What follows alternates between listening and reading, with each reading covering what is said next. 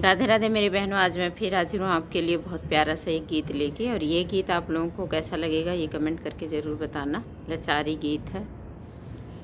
माहुआ बिना ना गईली वो ही माहुआ बगिया, माहुआ बिना ना गईली वो ही माहुआ बगिया।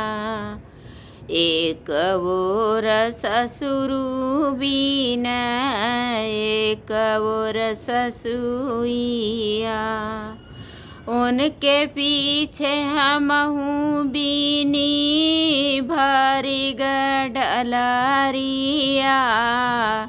माहुआ बिना ना गईली वो ही माहुआ बगिया।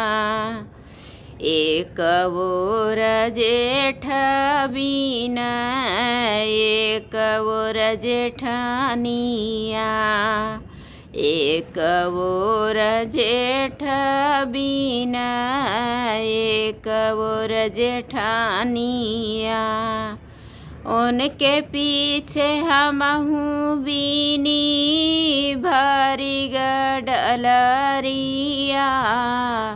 माहुआ बिना ना गईली वो ही माहुआ बगिया।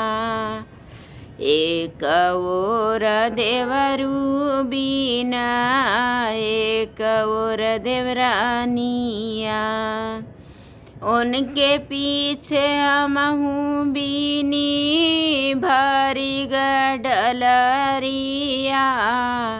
माहुआ बिना ना गईली वो ही माहुआ बगिया। ये गीत आपको कैसा लगे कमेंट जरूर बताना।